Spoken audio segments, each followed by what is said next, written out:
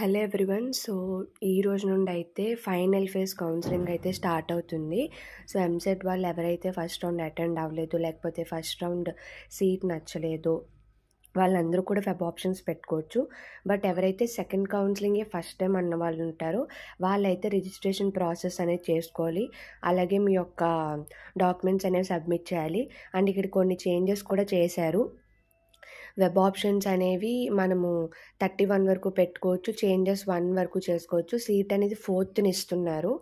So, self reporting అనేది 4th నుండి ఉంటుంది. సో, అక్కడైతే చేంజెస్ అనేవి జరిగాయి. బట్ ఎవరైతే సెకండ్ కౌన్సిలింగే ఫస్ట్ టైమో వాళ్ళకి రిజిస్ట్రేషన్ ప్రాసెస్ ఎలా చేయాలి, పేమెంట్ ఎలా చేయాలి, అలాగే అప్రూవ్డ్ అని వస్తే ఏంటి, అండర్ వెరిఫికేషన్ అని వస్తే ఏంటి, successful for web options exercising వస్తే ఏంటి, దాని మీద వీడియో అయితే ఉంది. సో, ఆ వీడియో అనేది చూడండి. వీడియో లింక్ అయితే పైన ఇస్తున్నాను. సో, అది క్లిక్ చేయండి. కంప్లీట్ ప్రాసెస్ అనేది క్లియర్గా చెప్పాను. So, please do subscribe, like, share my channel for more update.